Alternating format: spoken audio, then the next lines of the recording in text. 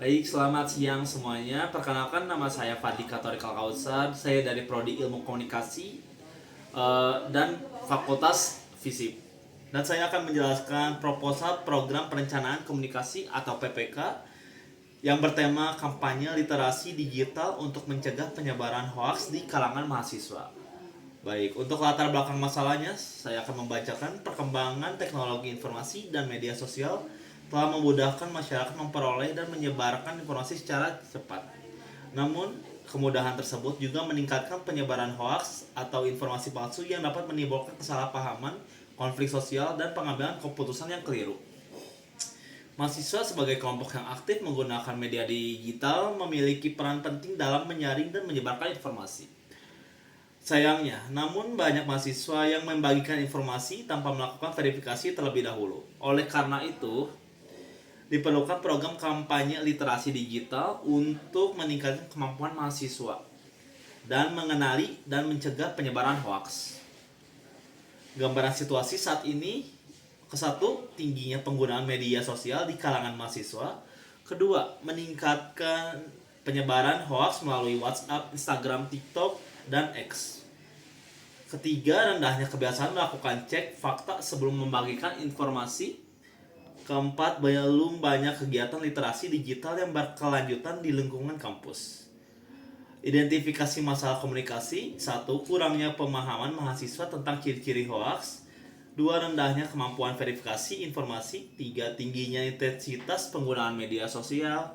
Lalu, kurangnya kampanye edukatif mengenai literasi digital. Selanjutnya, analisis halayak sasaran. Sasaran utamanya yaitu mahasiswa umur 18 tahun hingga 25 tahun. Karakteristik sasaran yaitu aktif menggunakan media sosial, cepat menerima dan menyebarkan informasi, memiliki ketertarikan terhadap konten visual dan video pendek, lalu terbuka terhadap pembelajaran berbasis digital. Oke, untuk analisis SWOT yaitu Strengths, Weakness, Opportunities, dan Threats, yaitu Strengths, mahasiswa mudah dijangkau melalui di media digital, kampus mendukung kegiatan edukasi. Lalu untuk Weakness, tingkat literasi digital belum merata, perhatian mahasiswa mudah teralihkan.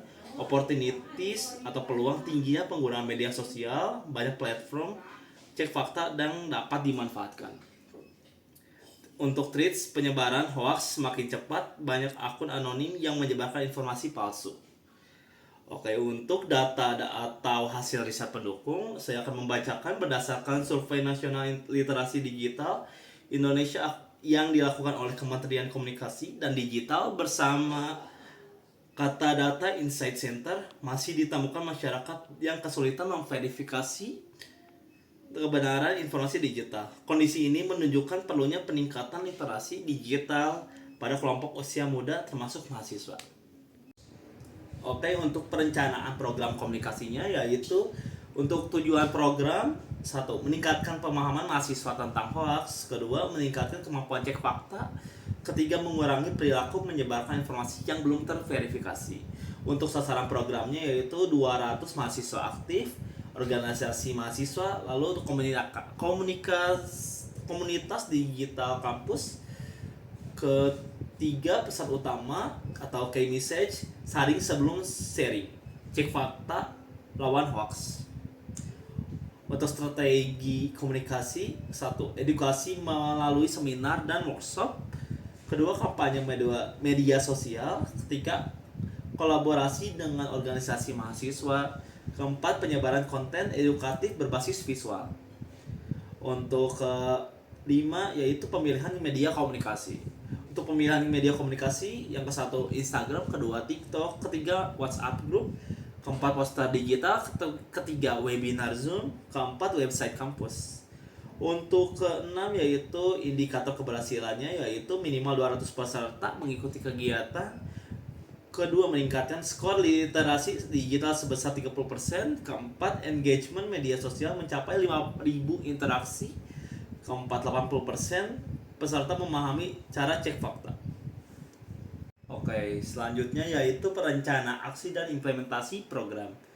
Oke, untuk yang pertama, nama kegiatannya yaitu kampanye literasi digital atau saring sebelum sharing. Untuk jadwal pelaksanaannya, tahap persiapannya dilakukan di minggu ke-1, untuk tahap keduanya produksi materinya dilakukan di minggu kedua, untuk kampanye media sosial dilakukan di minggu ketiga sampai minggu ke-6, untuk selanjutnya webinar di minggu ke-4, untuk workshop cek fakta di minggu 5, untuk evaluasi dilakukan di minggu 6. Untuk struktur tim, penanggung jawabnya yaitu dosen pembimbing, ketua programnya yaitu mahasiswa koordinator, untuk divisi acara mengatur webinar dan workshop, untuk divisi humas publikasi dan media sosial, untuk divisi dokumentasi yaitu dokumentasi kegiatan, untuk divisi evaluasi memonitoring dan menyusun laporan.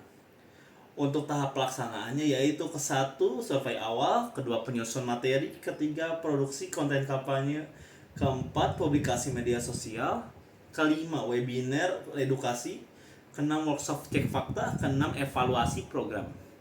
Oke, untuk anggaran biayanya yaitu narasumber membutuhkan biaya 1.500.000, untuk kebutuhan Zoom webinar membutuhkan biaya 300.000, untuk kebutuhan desain konten membutuhkan biaya 500.000, untuk sertifikat membutuhkan 200.000, untuk publikasi membutuhkan biaya 500.000, untuk dokumentasi membutuhkan biaya 300.000, untuk konsumsi membutuhkan biaya 700.000, untuk dan lain-lainnya membutuhkan 500.000. Untuk totalnya yaitu 4.500.000 rupiah. Lalu untuk media dan materi kampanye yaitu media sosialnya Instagram Reels, TikTok, poster digital, lalu webinar. Untuk selanjutnya materinya yaitu cara mengenali hoax, teknik cek fakta, etika bermedia sosial, lalu dampak penyebaran hoax. Oke, untuk selanjutnya yaitu monitoring dan evaluasi. Oke, untuk ke-1 yaitu metode monitoringnya yaitu dilakukan selama program berlangsung melalui pengamatan aktivitas peserta dan performa media sosial. Oke, untuk keduanya yaitu teknik pengumpulan datanya. Pertama konsesioner, kedua observasi, ketiga dokumentasi, keempat pretest dan post-test, kelima analisis media sosial. Untuk indikator evaluasinya yaitu 1 jumlah peserta, kedua tingkat partisipasi, ketiga hasil pretest dan post-test, keempat engagement dan media sosial. Untuk pengukuran efektivitas programnya yaitu diukur melalui perbandingan pretest dan posttest, lalu jumlah interaksi media sosial, lalu tingkat keputusan peserta.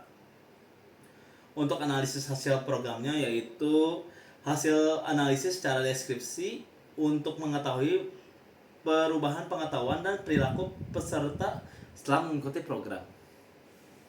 Untuk bagian penutup dan rekomendasi, saya akan membacakan pertama kesimpulan pelaksanaan programnya yaitu program kampanye literasi digital dilaksanakan untuk meningkatkan kemampuan mahasiswa dalam mengenali dan mencegah penyebaran hoaks melalui pendekatan edukatif dan partisipatif. Untuk keduanya hasil yang dicapai, pertama meningkatkan pemahaman peserta mengenali hoaks, kedua bertambahnya kemampuan cek fakta, ketiga tingginya partisipasi mahasiswa dalam kampanye digital. Ketiga, kendala yang ditemukannya yaitu jadwal peserta yang berbeda-beda, kedua keterbatasan anggaran, ketiga rendahnya partisipasi awal pada beberapa kegiatan. Untuk keempat, rekomendasi perbaikannya yaitu menambah durasi kampanye, kedua melibatkan influencer kampus, ketiga menambah variasi konten video, keempat memperluas kerjasama dengan organisasi mahasiswa. Kelima, rencana keberlanjutan programnya yaitu yang pertama membentuk komunitas literasi digital kampus, kedua menyelenggarakan webinar rutin setiap semester, ketiga membuat akun media sosial edukasi literasi digital, keempat mengintegrasi literasi digital dalam kegiatan kemahasiswaan. Untuk moto programnya yaitu saring sebelum sharing, cerdas bermedia untuk Indonesia bebas hoax. Oke, sekian untuk pembacaan proposal. Terima kasih.